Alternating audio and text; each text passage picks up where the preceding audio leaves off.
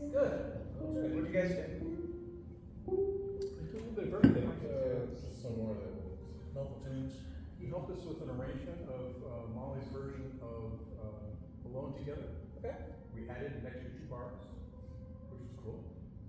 Challenging. Into the tune? Yeah. And a riff to start, and inserted the riff into the tune. He taught her how to do an arrangement, basically. Okay. Really cool. And then he started showing us about minor harmony. And Mixolydian scales. Mixolydian scales. Yes. No, he was talking about bebop scales. No. Like mixolydian with the raised seventh? Yeah. Say comes out on the N1. Yeah, exactly. Did fly me to the moon? Oh, you went back and did that again? No. No, we did. No, we did it with Sean. He was here. That was the first. What was your next Beginning to see the tune? light. Yeah. Well, beginning to see the light. Moonlight. Yeah. You and the night, the music, you know, they all kind of blur together. Someone to watch over me, did we do that? Yeah, we did that one. So it went pretty well. Some plans. Yeah, I worked with another group there, so they're not, of course, they're not gonna, they're doing like a blues and and maybe like a horse silver tune, so. Hello? Which one? Oh, thank you. God, what's the song right now? Thank you. Cantaloupe Island. Where are you guys? Tell me now. I love that tune, it's so fun to play. Is that horse silver? That's not Or no, Herbie Hancock, sorry. We played it last night, and it's like, Oh, did you? I must have left before you guys played it. thank God. Was it Well, everybody had, it just was unclear whether we were adding those at the end. Oh, of every chorus? Yeah. Oh. So, the form just got all weird. Yeah, last night was an exercise in form weirdness. What was there was a Joe Beam tune that was played. What's that? Triste, yeah. Yeah, that one got all upside down, inside out. Yeah. What was hard because the way the stage was set up, Yeah. you couldn't see anybody. I couldn't tell whether we had a bass and a guitar or just a bass with just a guitar. You know, because you had to look around the corner from the drummer to see who was there. Okay.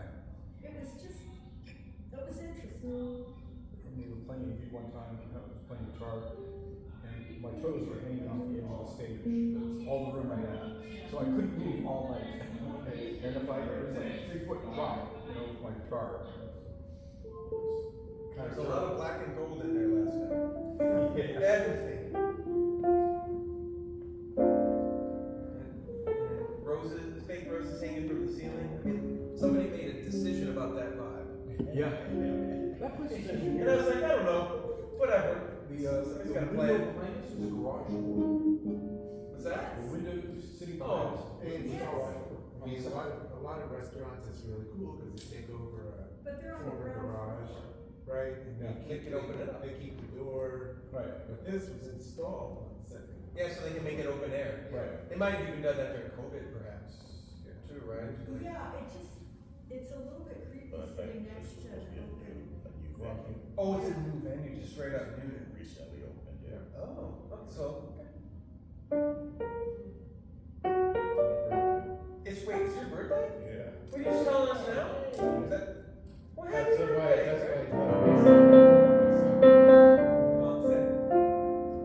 My daughter called earlier, my wife called.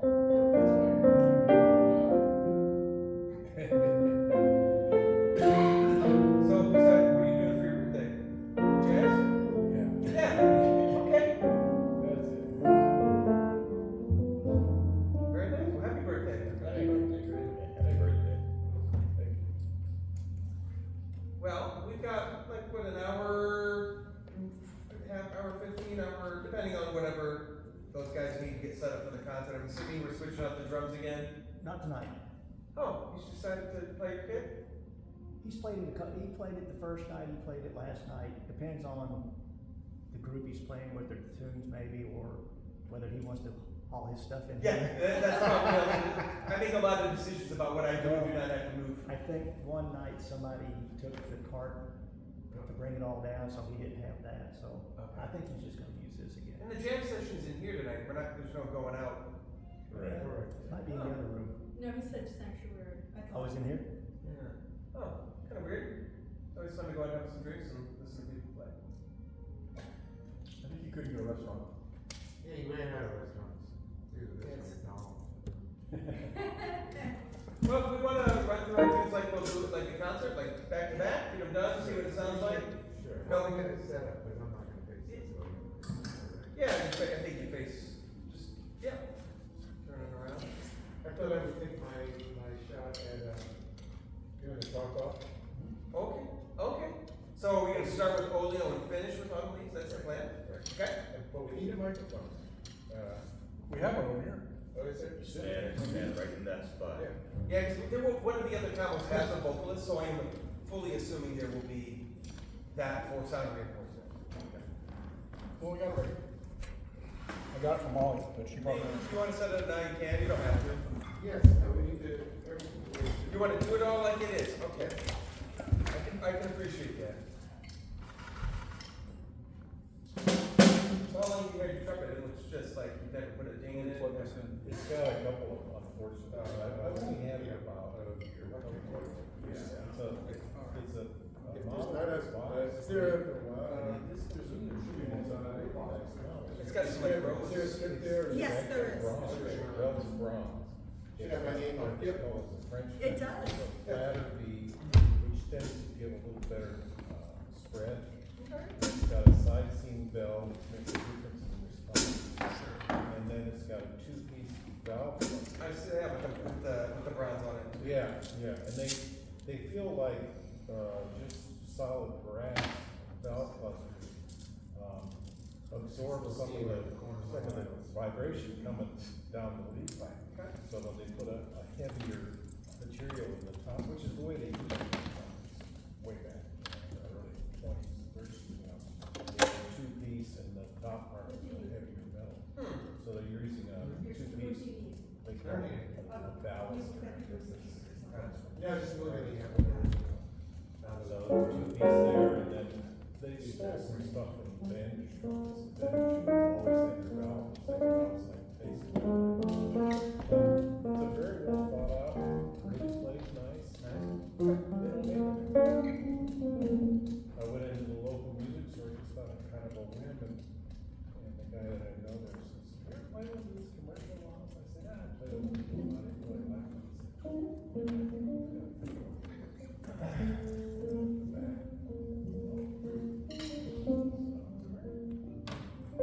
I used to have a Stompy. Spanish. Yeah. Give it a try and turn up the volume. And they're beautifully made. Okay, turn it on. Say something. Test. A little louder. Test. Play a lot. Good? Good. Okay. I'll leave it there. Thank you for coming out, everybody. We I feel are, like I need louder once we're playing, so I'll turn it up more. now? Okay. We are the Everett Williams Sextet. Do you still have it? Yeah, I'm gonna sell it, I just haven't gotten around. Or Everett Williams and his Hot Five. Let's say Everett Williams and his tepid.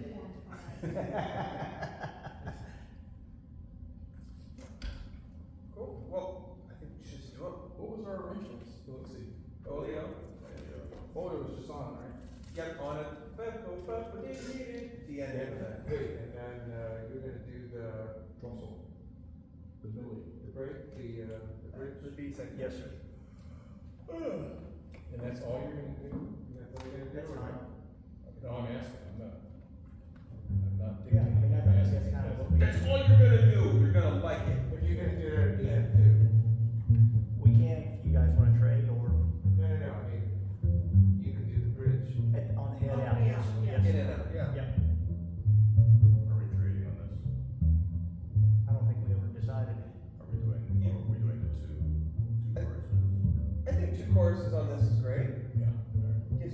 to spread out, and if you wanna trade, I mean, I think we have time, if you like to do it.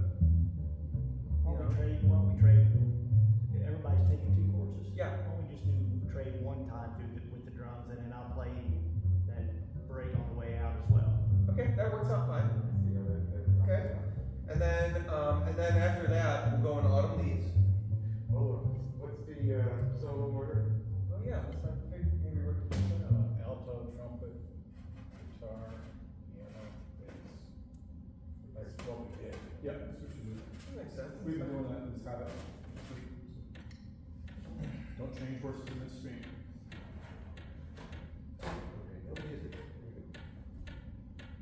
Big move. I'm gonna have my music. All right, I'm gonna go sit back in the middle and listen. Okay, well, I'll stand up. Oh yeah, I'll do that. Yes, thanks. Go ahead. 1, 2, 1, 2, 3, 4.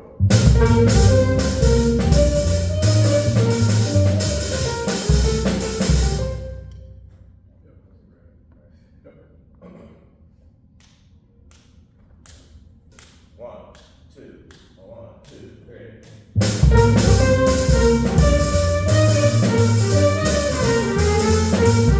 Thank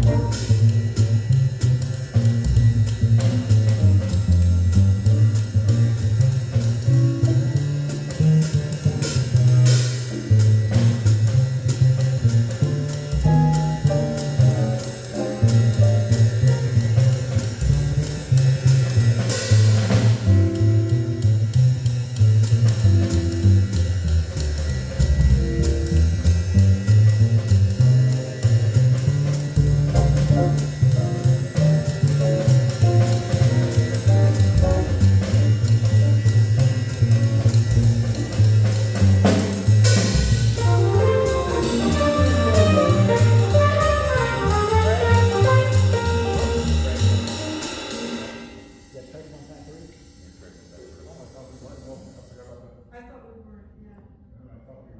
Yeah, I thought we were just gonna do the way.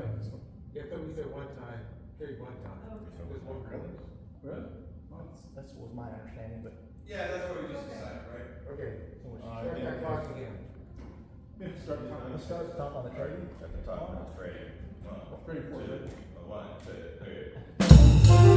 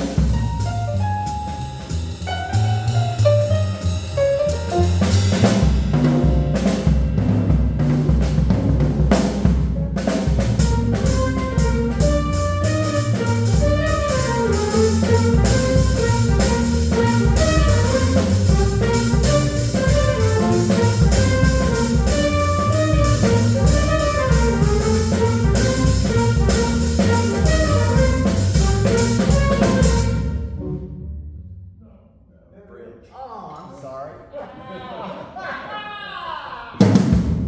Hey, I always thought the top had. Head last time out. Sure.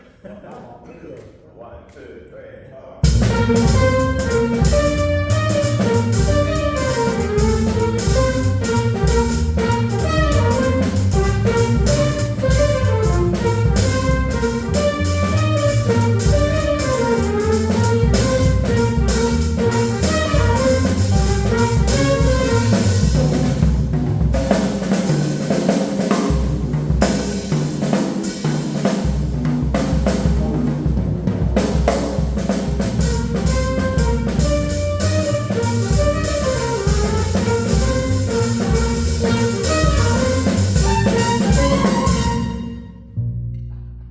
Good ending. Well, with all the breaks, how long was that? That's good. Going in. Yeah. Yeah, why not? Alright, on this. Okay. Can somebody remind me of what arrangement we picked for that? We have the arrangement, right? On the intro. That part works. I don't think I walk into on the head. On the head, and then once you go into the solos, go into 4. And then, back and 2 on the outhead. Yeah. No, stay in 4 on the outro. Stay on 4 on the outro. Okay, now we're gonna talk off, so we're gonna keep the riff going. Thank you very much. And when we're done, we do like two more times of the riff, and then you can coordinate when to go. On the out, you're talking about? Yeah. And then I guess just one time. Alright. That's fine. So let's make it definite so that there isn't any confusion. So when you guys go back into the riff, you wanna do the riff 4 times, and then we'll do bop, ba-da, bop, bop, ba-da, bop. Sounds good to me. Okay. Yeah. I think we can do that. So whenever you guys go into that riff, we'll listen for it for 4 times. Is 4 times too long, Sean? Through the head? No. Sorry. The riff and the riff. Yeah. I mean, okay, melodies on. How about just 2 times? I think 2 times. Yeah, but I mean, whatever, if you're gonna talk it off too, right? Depends on what you're counting as a time. Where are you gonna talk? He's gonna talk as soon as we start the riff, basically. Oh, well, Shortly then- after we But we'll start play the riff And through when he's that finished entire talking, thing. then we do your, Okay, so after you get done talking, then 2 more times on the riff. okay. Okay. And two times means 4 bars, right? Yeah. It's a 2-bar riff. Yeah. So it's.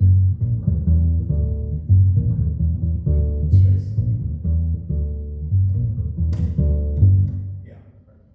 4 bars, 2 bars. Yeah. And But that you horn don't line, stop you're just them, doing because they that once or can- twice. right? Yeah, do we keep going? You Because gotta then you're gonna is there do. like then after that? So it's like, do the riff by yourself for 2 times, or, I see. and then they're gonna try out the little beeps, you know. Alright, ready? Come on, give it a shot. Alright, let's give it a shot.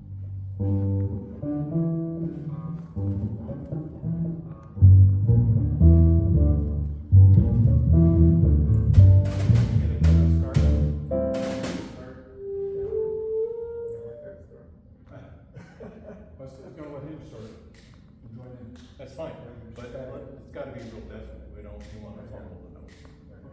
Well, I'll let you. Okay, no, you can do No, it. no, no, no. I thought it sounded like the guitar. No, but then I'll mess up every other time. Okay. Okay. Little slow, little slow. I thought Kevin was doing the intro, was that not right?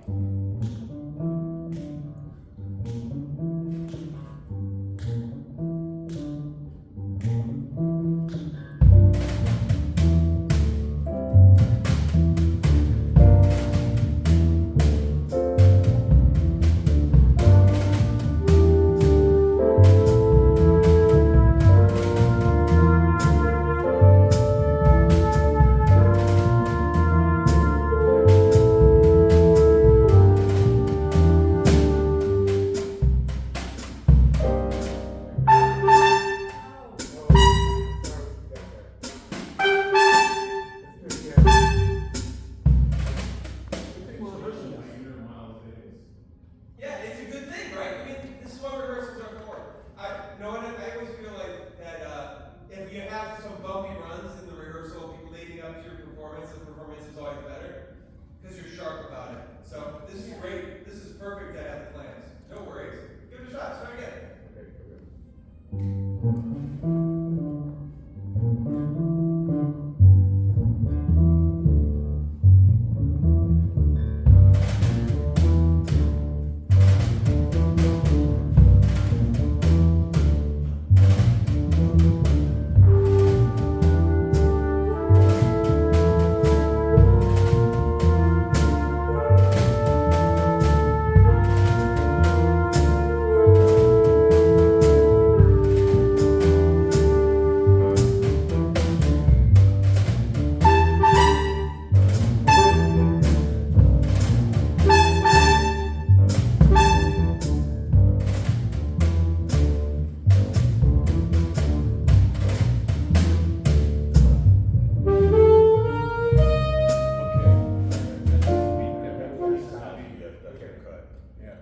So isn't it after we do bop ba da bop 2, 3, 4, 1 do do do. And does that No, twice? you go. I think what we did was right. We do ba ba da dot dot da da dot and then da da ba be da ba ba be da ba ba be da ba da ba be. Yeah, Does that make sense? yeah. So after you have the bump it So out, basically, I don't finish the riff. right, From after last the time. bump it out, you play the riff, the Half, like once, half of it. and then a half, And you then- know, the first half. Because- And you stop on one bump. Alright, here we go. Oh, and I noticed we were speeding up Yes, and the the riff riff too. during the opening. Yeah. Let's not do that. Right. I'm not sure who's guilty. But I agree with speeding up. Just stay like relaxed. Ready?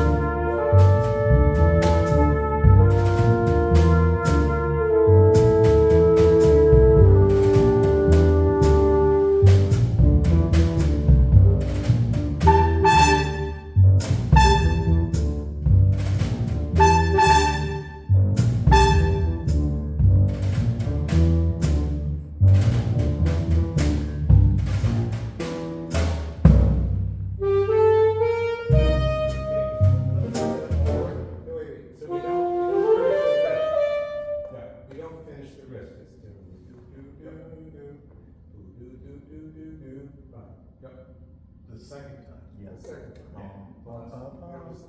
We just play half. Right, I thought we were on the second. We were almost. No, you were Sorry, I give up. That's what rehearsals are for, right? Yes. Alright. Sorry. If it was perfect, then why would we even bother? Just phone it in. Try it again. Alright.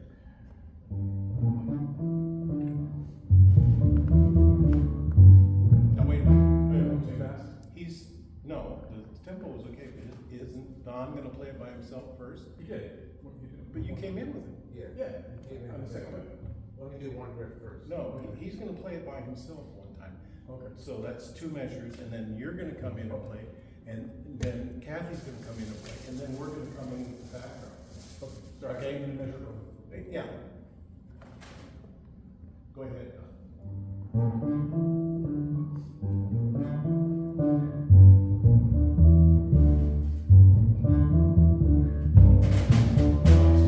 Wait, that's not what I meant. What I meant was for Don to play it twice.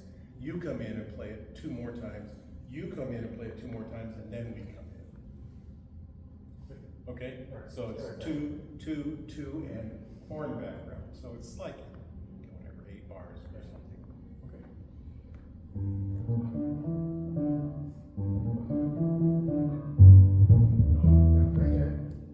Okay, so yeah, all right. Do it again. Okay, here we go.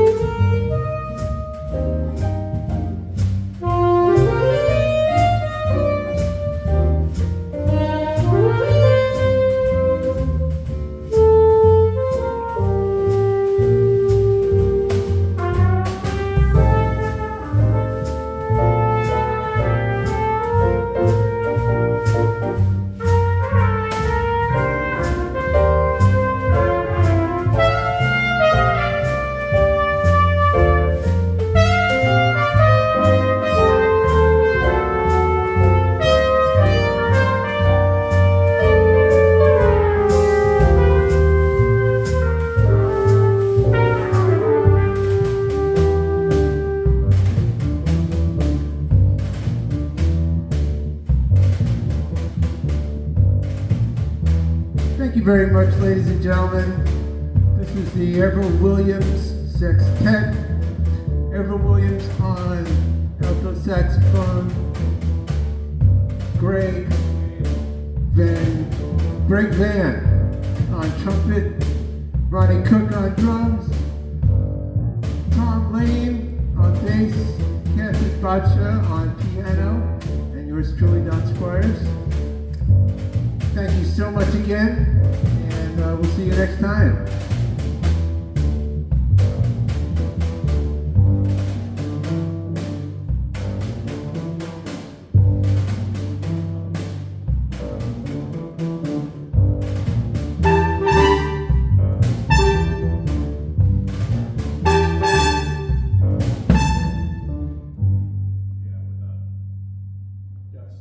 Yeah. I would end on da da da, bop, and just end the phrase there. Okay? Yeah, that was, I don't know how that fits with your line, but. No, that's okay, we'll stop interviews now. That's where we, so, you know what I'm saying? Yes,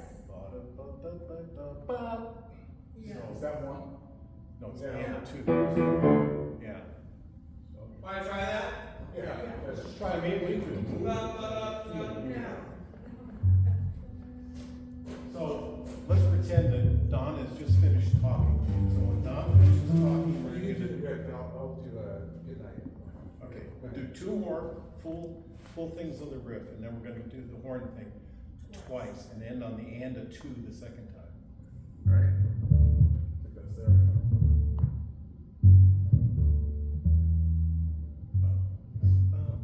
Yeah, you wanna accent that, you don't wanna just leave it hang. Yeah, something like that, anything to make it have a, So what do you think of? No. we end on the You and know, a two. Okay. Ba-da-da, ba-da-ba, or something. Yeah. I don't know what chord it. Okay, just do one riff and I'll say good night. And good night, we'll see you next time.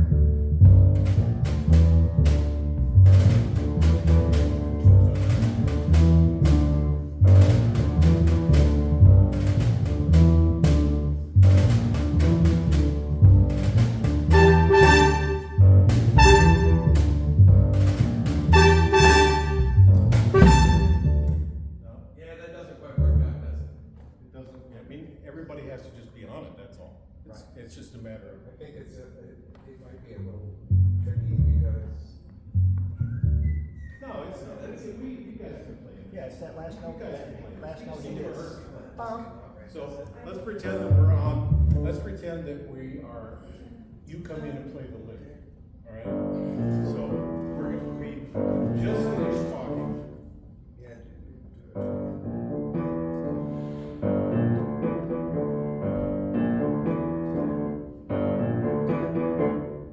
It's a little bit of a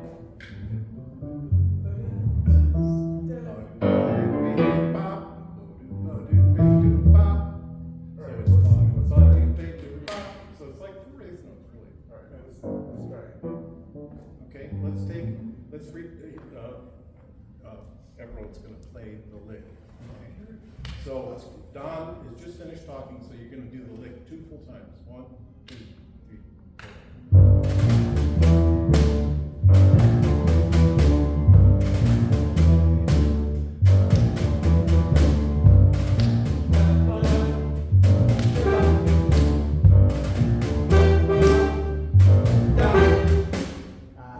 I'd stop on the D for the people that. You're not the E, but.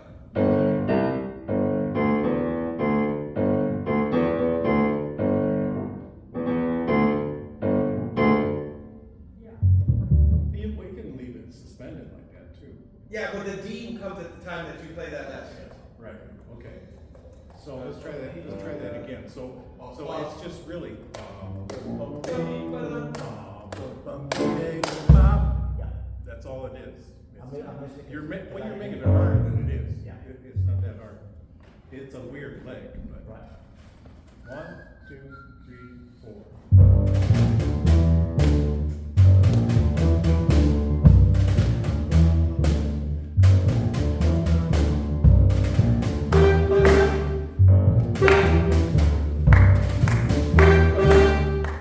That's it. Bump, bump. You can even go bump, bump, yeah, bump, bump, bump, bump, then go D. Instead of go bump, bump, bump, bump, bump, bump. Yeah, that's right. It's So there's a little, I don't want to say, I don't think it's cheesy, but I like it better with going out and having pieces like not really resolved. we can do that too, whatever. Yeah. Well, I timed everything, with, trying to pause and go during our, 19 minutes, 59 seconds. And it'll probably be a little less than that, but we don't have time to put anything else in the middle. No. It's like, even though it's like, oh, we, stopped and started our second tune a number of times. I bet tomorrow, I guess, like, if, in the morning, we should, like, if we get going, we should do another run through in the morning. I'm guessing we'll be a little over, somewhere at 18 and a half, but it's pretty close. Yeah. Volume wise out there, I think like on Autumn Leaves could be more drum set. Well, I'm so focused on, I know. you know what I'm focused on. I know, man, and I love it, and I super appreciate it, but it's not, the horns are carrying so well, it's so resonant. Yeah. Guitar and piano sound good. I think bass and drums, especially on Autumn Leaves, are a little low. 10-15% at least. Did you hear the solo on Leaves, the bass? It was low. Even Yeah. when standing up here, Tom could be a little louder. You can turn up a little bit. It's always easier to ask a bandmate to turn up than it is to tell them to stop playing so loud. Right. Well, you want me to play? You don't like the way you're playing? No, you're just loud. No, you're so. So I think it's pretty. And you have to remember the two horns out front are the two most projecting instruments in the world. Trumpet being the key, the king. What about alto bagpipes? key. Yeah. Bagpipes don't even count. He said instruments. Yeah, right. No, it's loaded. We have bagpipes, we have accordion. Accordion. Oh, be careful! I love this accordion. You do. I do. I have a digital accordion of all things. Roland makes digital accordion? Yeah. Well, one of my No kids. bag? What's that? No bag. No, you could. It plays digitally. It produces natural sound, but It doesn't have reeds in it, so I can just turn it on and it sounds pretty good, but it is controlled by the bellows. And one of my kids, Emily, does Irish dance. Oh, And so part of the idea was like, I bought a traditional Irish button accordion a number of years ago. It's like harmonica, when you blow in and out, you get different. So it's got all these buttons on one side, and so when you push one button down, you go out, it's one pitch, and in it's another. And I'm like, so it was a disaster. So I bought a digital accordion, and that way I could actually pick like Irish tuning and Italian tuning, and plug it into a sound system, and it's MIDI and all that stuff, so I can play with my kid. But I played in a group with a guy down in Virginia that played quarter box. oh yeah. Quarter box has all the bass buttons, so he played bass and keyboard.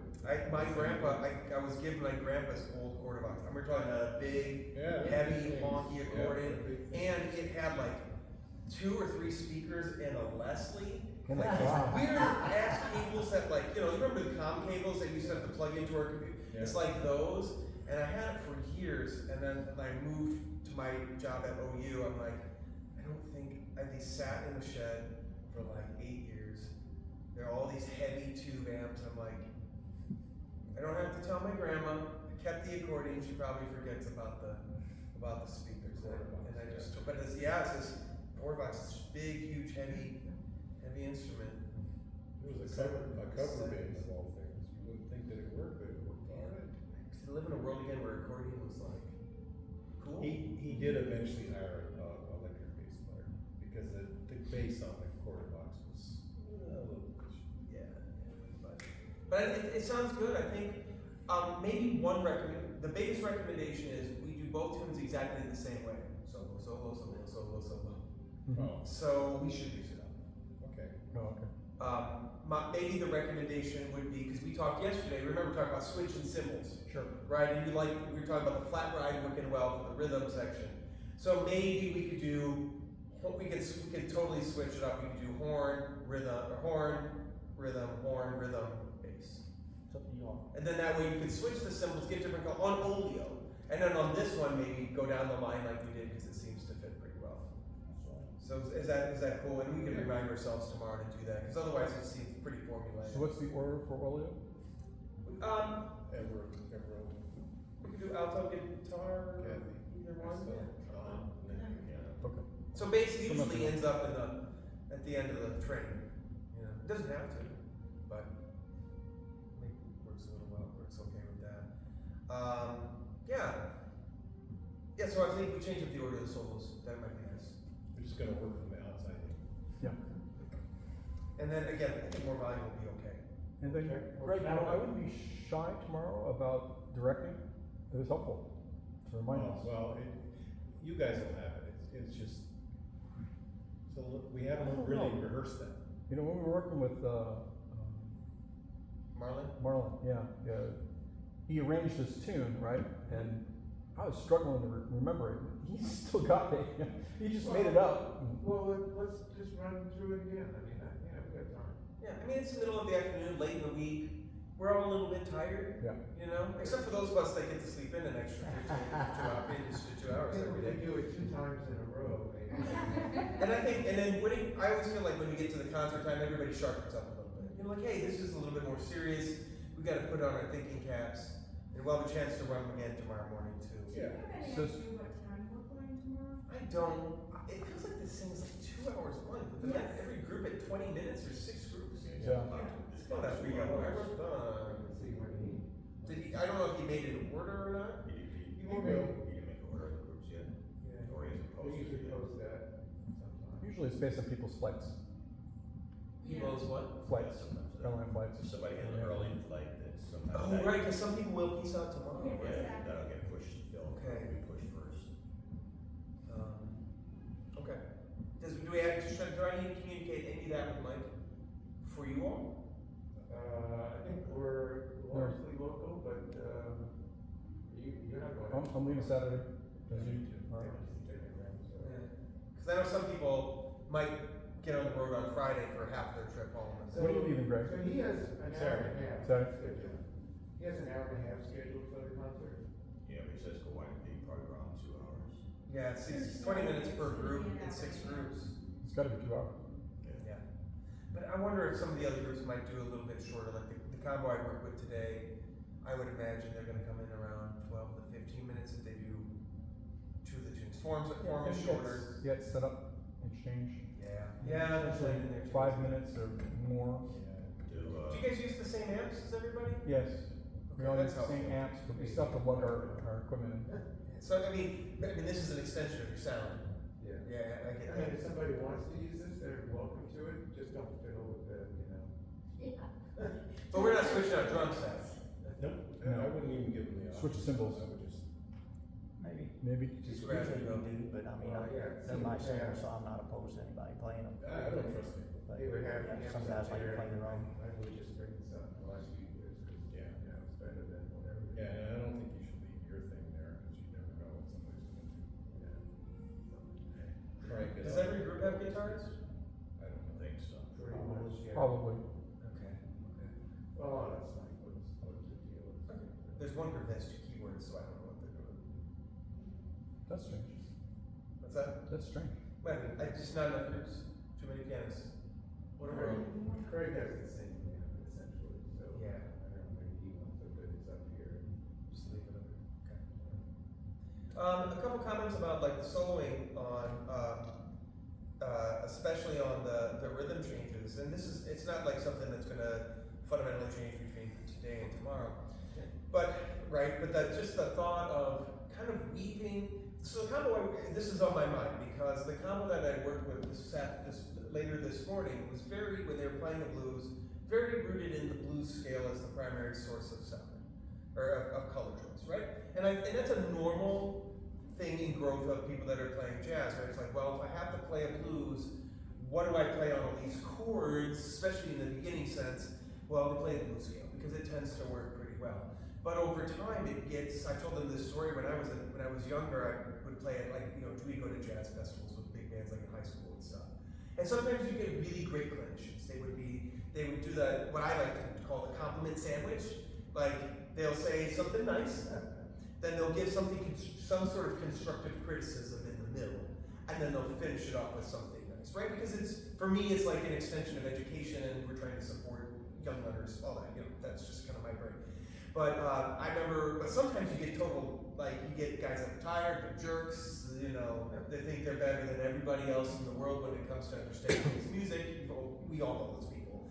And one of my early comments, this is part of my neuroses, or like part of my sources of anxieties. We pile them up as we get older. But like one clinician on the judge's sheet said, my solo sounded redundant and predictable. I got no construct, and then we played Nika's Dream, and we were playing the wrong chord on there because we were playing the real book changes. In the second section, it's like a 2/5 to the minor and 2/5 to major, and I didn't know that. And he's like, "You're playing the wrong chord." Horace would always play it that way. Here's the right chord. It's like, you can be nice about it at least. I'm like 17, I'm just trying to get my life together, going home on the bus, listening to the comments, and the judges are like, and I was like one of the better kids in my school, and they're like, but whatever. So they just kind of, long story, but they focus on the blues, and it does become redundant over time, right? So we're like talking about how to take these blues, how to incorporate some different colors, easy ways to incorporate colors to get outside.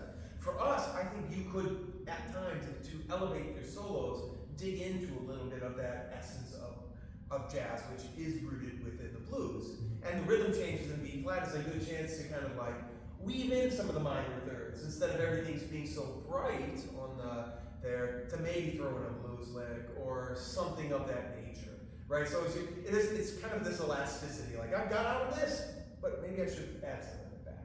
So that's just an idea for the rhythm changes. I feel like we're doing well getting to the bridge. We hear the color change and the cycle of dominance, so that's pretty good too. Over time you can think about how to connect one to the other, like the concert D7 is its entity, but then it becomes 5 of G, so maybe you can shift that color into G, and then G7 is its own business, but then it becomes 5 of C, so maybe we add some alterations to that. But, you know, that's kind of like the continual growth of being a musician. It's just like, you know, what sort of things can I add to my playing? You know, last night, the last tune we played was a rhythm section, changes. It was 320 beats a minute. You know, it's just like, I can't play that. You know, I'm not that in, was scary. it was really fast. And like 300 is I feel good at 300. At 320, it depends on the day and the instrument. And yesterday, it was not the day. It's just I wasn't you gotta be really sharp and in shape to do that. But then you go on autopilot and you're just holding on for dear life, you know. But when we have the chance to think through, like, hey, how am I gonna get from this chord to this? And of course there are also variations on rhythm changes too that you can explore, how we get into the 4-chord and all that. As far as on leads, I thought it was great. You could, if you want to open up a little bit on your solo, so we don't kind of keep everything in the static area. You know, you could probably push it a little bit more if you want, and we can get some of that energy from the rhythm section. Just like, you know, just digging in a little bit more. I mean, we're all being fairly chill about the tune, but you know, if you want to add a little bit of, you know, extra energy in there, I think it would be okay at a point. Form of extensions? Or just like, and just the overall energy in the solo. Yeah, because we're all kind of like right here, and I think, who was talking about it yesterday? Was it Terry? He's like, most solos It was don't Scott have was this. talking about, we were talking about building solos, and he was kind of like, Like nobody builds solos. nobody does that. Yeah, and I'm not. Look, I'm a guest, and you know, these people are great people. I try to build solos. You know, like I love Keith Jarrett. Keith Jarrett builds the crap out of a solo, right? It starts here and it just simmers and it just goes and goes and goes and goes and you know. But if I'm playing, if you've got like 4 courses. yeah, one course you just gotta get up and blow. But you can even on one course on the AABA, there should be an arc to the solo. You know, you hit your peak and then you start to bring it down as you pass the mantle up to the next person. I don't know. I guess that's one of my disagreement I would share. You know, as a professional, like I think it's great to think about shape and gesture. Maybe we're all just every solo is a chapter in a book. There's an arc to a chapter. You know, it's an interesting topic that I never see addressed, that I keep asking people, is how solos are different than compositions. Because they are, right? That building thing is one of them, right? So solos always have multiple choruses. If you're a pro, right? Solo for at least 2 choruses, 10 choruses, right? Coltrane. And every chorus is to be more exciting than the last one. And then, like you say, there's got to be an arc. You got to kind of let it settle down for the next guy, because otherwise it's boom. I never hear a solo that comes in burning and then over time loses gas. Well, I do hear it. It's because people don't have that. You know, I can't. If you come in loud and fast and high, where are you going from there? Right. You're going to get higher, faster, and louder, and more complex changes. I mean, if you're playing in Woody Herman's band and you got 8 solos, or 8 choruses of a solo, you come in high, fast, and burn it. That's the gig. But when you've got 32 measures to blow, there's a journey, you know, and it is compositional in the sense that, like, you're thinking about a gesture and a shape, and like, you know, composition, you could write it out and control it all. Improvisation, you're composing instantaneously, but you can't really correct what you did, you know, it's just there. So I think at the stage that we probably all are at, that there's a tendency to maybe overblow or play a little louder and a little more aggressively right out of the chute, just in an attempt to sound it. That's, you know, I think that happens. I know it happens for me, yeah. and I wouldn't be surprised if it doesn't happen for other people. Yeah, it's like a racehorse thing.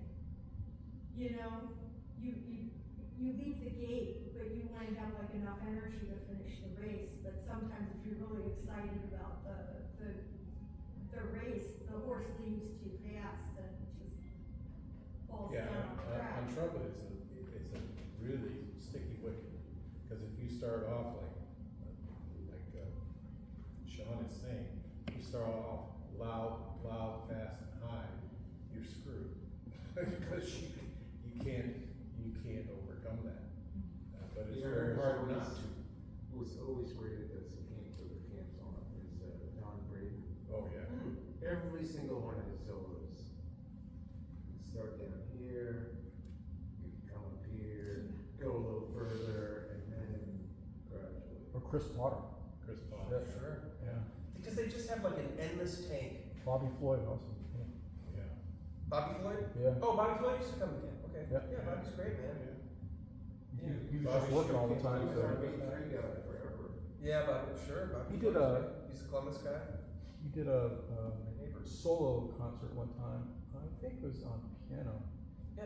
For the 4th of July, he played the national anthem, and we were all clapping along because it's just so rhythmic and driving.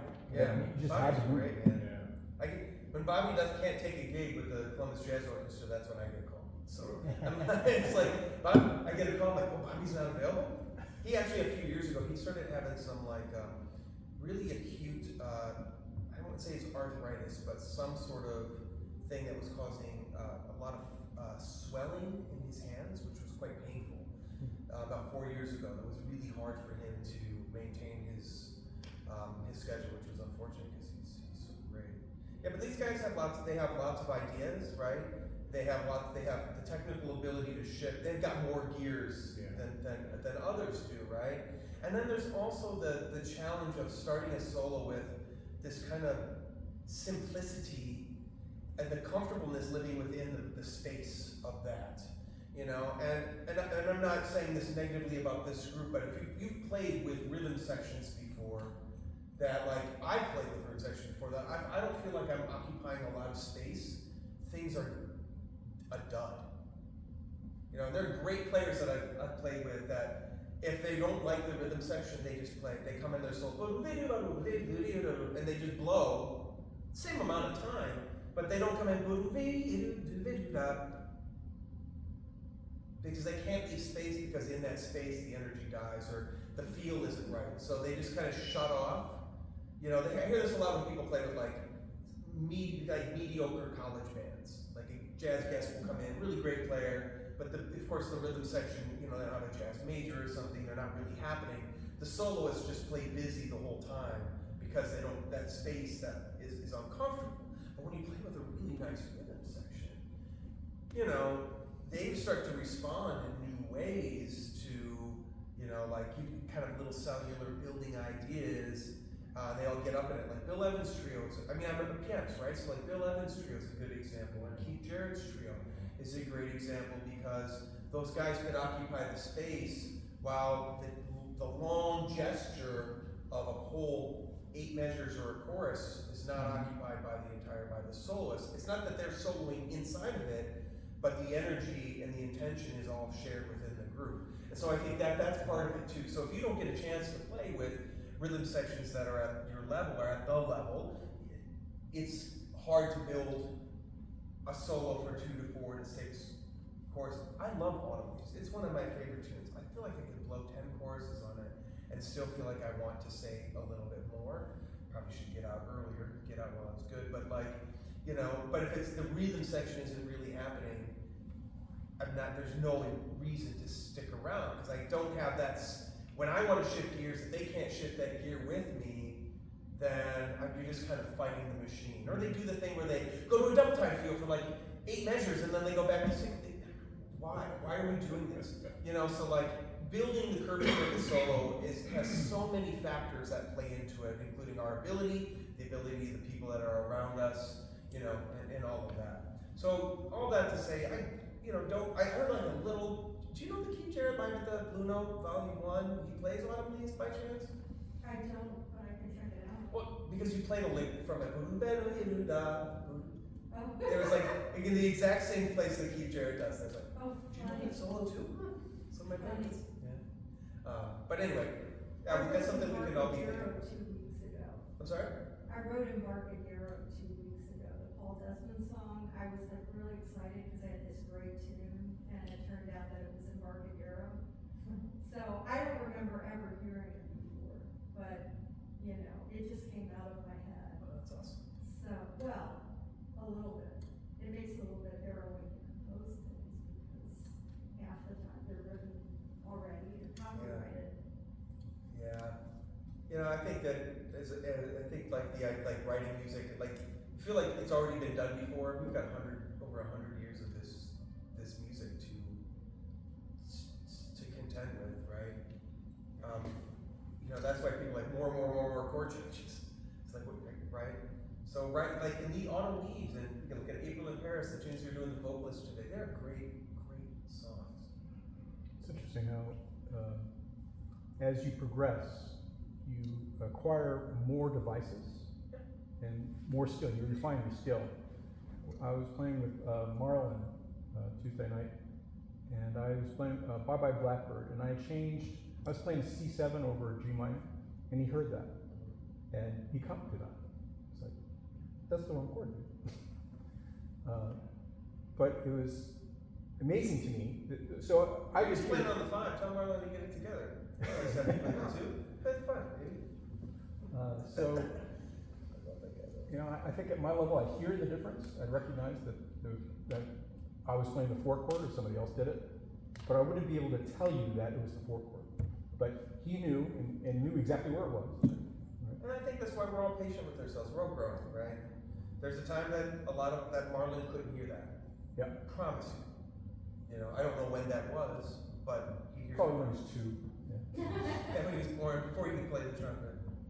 You saw that video of this kid who's 3 years old playing classical piano with a symphony? He started when he was 2, and he's playing. That was a fake video. Come on. Fake news. AI. It could be. It sure. Like Joey Alexander, really young.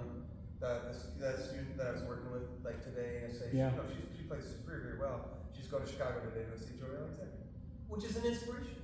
Yeah. Like another young person, a young person of color, right? For that person, like how cool is that? How cool are those connections? And we all have our heroes, and just let them be. I think it's awesome. Let's play another song. Okay. Let's do it. What should we do? Let's play a tune we haven't played yet. Ooh. We haven't played Beautiful Love. It's kind of similar. All the Things You Are. Is there really know the intro to All the Things You Are? April and Paris. Sure. Yeah, I know.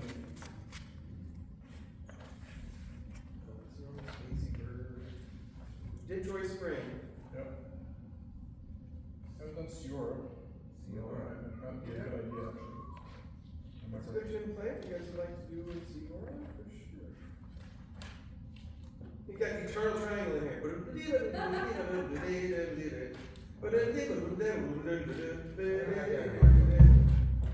What's that? I said I didn't copy that. Oh, you didn't put it in the book at all? Yeah, good move, man. I like it. Witch Hunt, that's a great tune, but wow, what a Intro. yeah. Windows. Yeah, all those great tunes. What do you guys want to play? You said maybe play Ciora, and then we can play like that's a straight tune, and then we can play another. Nice waltz. You guys have this waltz. Another swing. Simone by Frank Fox. Oh, I love Simone. You want to play that? What's it called? Simone. Simone. It's not a tough tune. It's might be a little hard for once.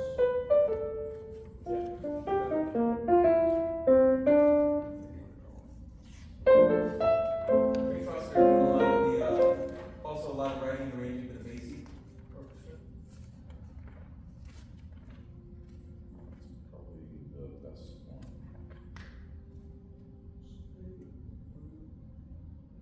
Whatever you guys would like to do, we can have time to do at least 2 songs. So maybe something new for folks, Are we and at something new for others. 5:30? Oh, but the concert's at 5:30. They have to get in here and set up. Right, so it's 4:15. Yeah, 5:15 is usually when they kind of start setting Oh, I up. That gives us. Okay. Simone? Who has not played Simone before? I got played it. Oh. I haven't heard it. You know what? I mean, okay, let's play it. Let's see how it feels. If we need to kind of, there's some kind of I wouldn't say challenging, but different connections of harmonies. What book is it? It might have been in the copy of the charts, so that's a little advantage as well. I'll get it up in my tablet for you. If it's in the real book, 1, 2, or 3. It will be. It might be in 3. I don't think so. No? Yeah, I'll get it up in my tablet. Because I think it's in 2. Okay, in 2. It's not in 1. Not in 2. 3 is written. 3 is good. Yeah, I'm trying to real book 2.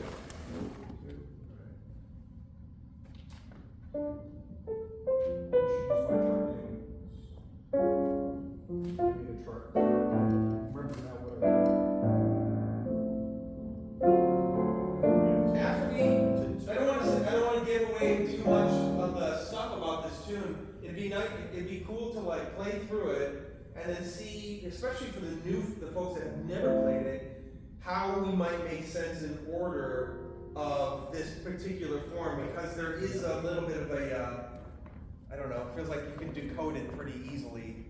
Once it's brought, once it's kind of like, this is what the tune is, you're like, oh, I see it now. That might be fun to do. I don't think I've been playing it for years. What way band meets like? The only rhythm thing that might catch you a little bit off guard, horns. Let's see. Oh, it's written differently. Okay, yeah, never mind. Right before the first ending. Ba-da-ba-ba-da. Some people play it as a chord couplet. Dee-da-da-dee-da. But that's not how it's written here.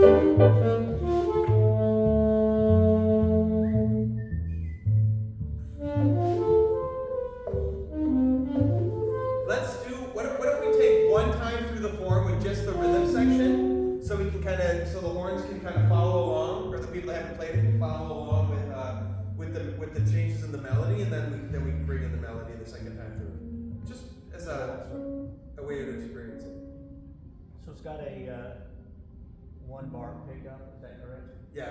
Ba-da-da-pico, ba-da-ba-ba-da-dee.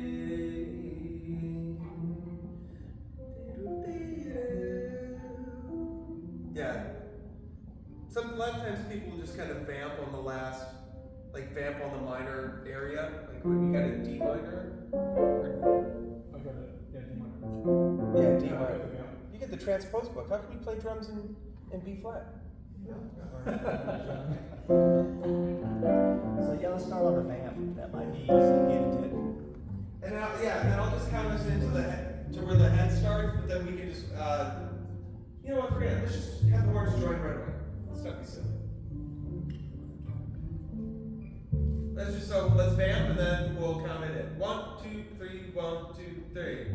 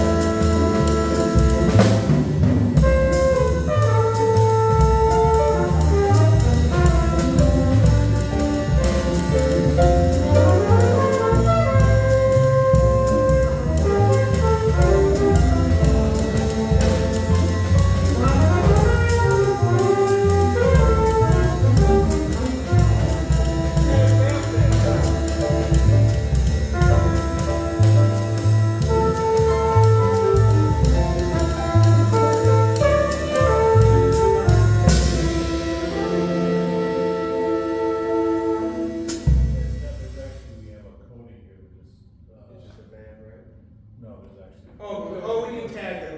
Yeah, okay. Yeah, that's all we used to do. Yeah, well, either way, so what? Fine. So as we played through that, it was new for some folks, but like, it is basically what form? You already got it. It's a blues. I won't say because you already. It's a blues, right? One walking up, it's still one, five of four walks upright, then back to one with a whole bunch of stuff which gets weird. And then the series, the last four measures, like a minor blues, focusing around the flat six, flat six, flat six, five, back to one, with just some kind of moving around, like you're talking, like a little bit modally, just shifting up, like walking up minor chords. It is a concert D minor blues, but yet just a variation of it. Did you have a cool composition? And it's 24 bars, so it's like elongated. Yeah, because it's in three, Yeah. right? Because if it was three and half that, ooh, that'd be fast, right? You know, you're cutting off a lot of time. So oftentimes, like these modal type of blueses, or like think about let's see, all blues. All blues is the same length. It's a blues, essentially a blues in 3/4 time. It's it's twice as long, right? So you always have like regular blues, and 3/4 you have blues with a bridge can exist. There are 16 measure blues, you know, but was that? Yeah. So like, and they're all just kind of part of the standard parts of the music. But gosh, this is it's such a nice tune because those little tweaks in there, you know, make it kind of nice. And the melody is beautiful. It's one of those tunes that kind of plays itself. Yeah. I like the melody, and I like the forward motion it has. Yeah. It Yeah. always feels like it's moving. Some tunes feel like they just kind of. Yeah, all the phrases kind of end on the five, and the note, the fifth, right? So it's always open ended. Or the nine. A lot of times people don't play it that way. Go dee da, but dee da bido, yado de bado They stay on the nine instead of God, instead of going re, te, do. They don't play it like that. So just gotta keep your ears open and see what you can do. But it is a nice song. And you guys play it well for those of you who've never seen it. Yeah. God, I mean, it doesn't sound like anything that would ever be played by a bass player. Yeah, that's true. I mean, really. Thad Jones was on Casey's band for quite some time, and he had started writing. And you know, Thad's writing is very nice, but it's not bass-ish. And he brought in Sure. And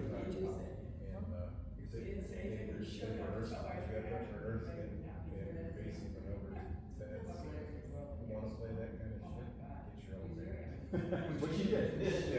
Yeah, I mean, Thad Jones is an extension of Count Basie, you know, in a lot of ways. He's just to a I mean, to a kind of a small, I mean, groove, yes, Thad Jones Melvin's band, yeah. And that was mostly because of Thad's writing and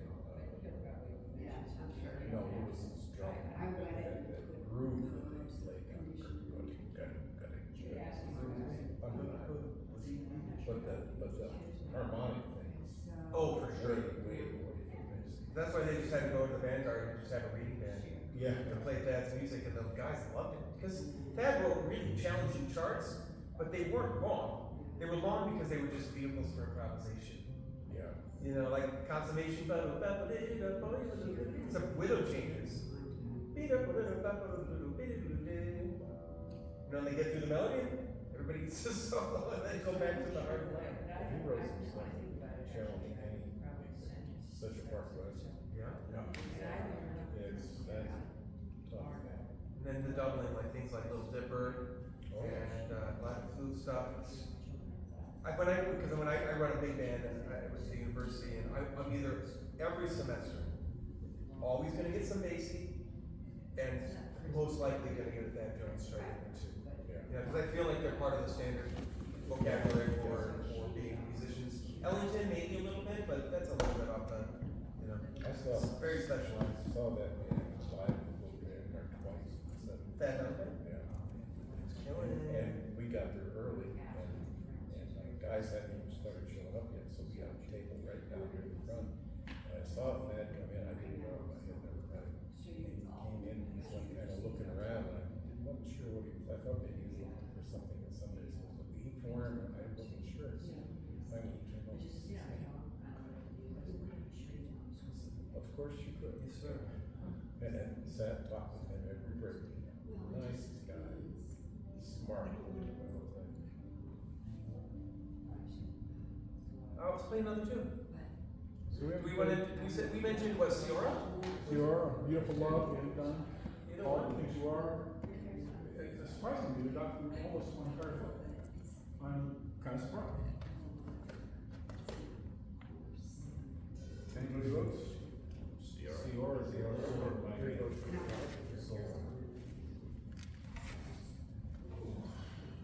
Let's see if I won't rush it.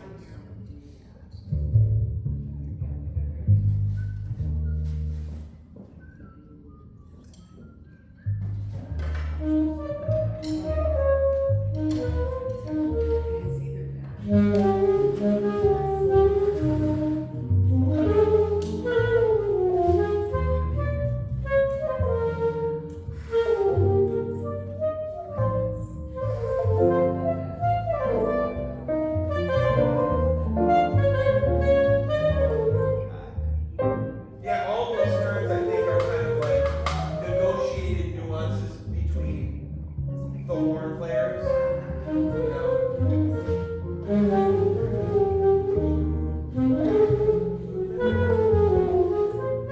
they're kind of like they're more like terms than actually like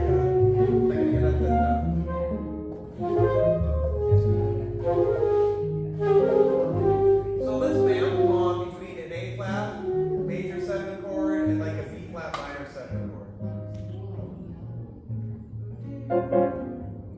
Might be a good way to start.